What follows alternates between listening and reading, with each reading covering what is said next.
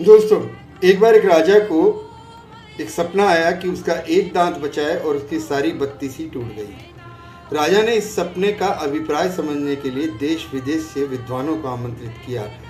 विद्वानों ने सभी ने अपनी अपनी राय बताई, लेकिन राजा किसी से भी संतुष्ट नहीं हुआ। अंत में एक विद्वान ने हिम्मत करके राजा को बताया कि महाराज, आपका एक दांत बचा है और बाकी पूरी बत्तीसी टूट गई। इसका अभिप्राय यह है कि आप इस वंश के सबसे अंतिम राजा होंगे।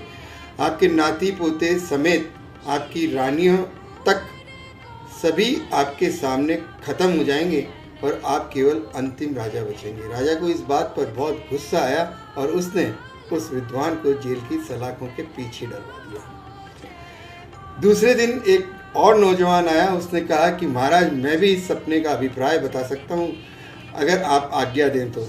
राजा ने कहा, ठीक है, बताइए। तो उस विद्वान ने बोलना चालू किया, महाराज, आप इस वंश के सबसे लंबे समय तक राज्य करने वाले अधिकारी होंगे। आपके राज्य के और आपके परिवार के समस्त व्यक्ति आपकी आंखों के सामने आपके विशेष प्यार और मोहब्बत पाकर इस लोक से देवलोक को गमन कर जाएंगे। आप इस राज्य के सबसे अच्छे राजा कहलाएंगे और मुझे इस बात की खुशी है कि मैं एक ऐसे राजा के राज्य में पैदा हुआ हूँ जहाँ पर राजा सबसे लंबे समय तक राज्य करेगा। राजा इस बात से बहुत खुश हुआ और उसने उस विद्वान को, उस नौजवान को बहुत सारे धन दौलत और स्वर्ण मुद्राएं प्रदान करी।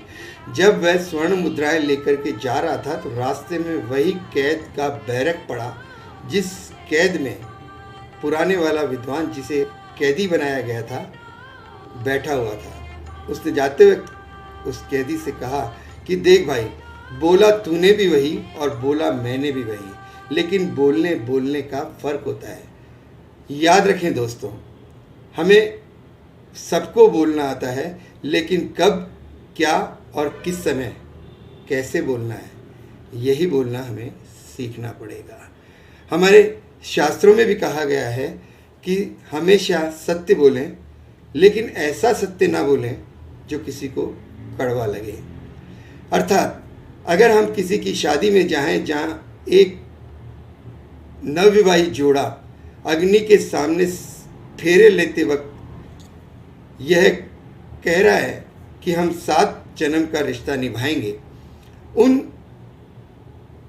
जोड़े के सामने अगर हम यह बोल दें कि राम नाम सत्य है, तो क्या यह उचित होगा?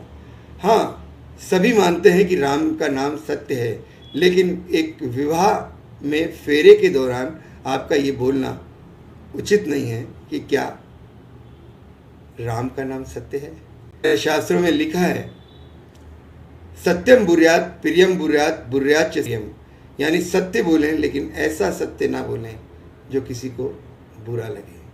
मेरा नाम है अरविंद टाक। रोज़ाना आता हूँ, रोज़ाना आपसे बात करता हूँ और बात करते हुए यही बात कहता हूँ कि बात करते रहो यार। बात करोगे तो बात बनेगी, आज नहीं तो कल बनेगी, लेकिन बनेगी ज़रूर।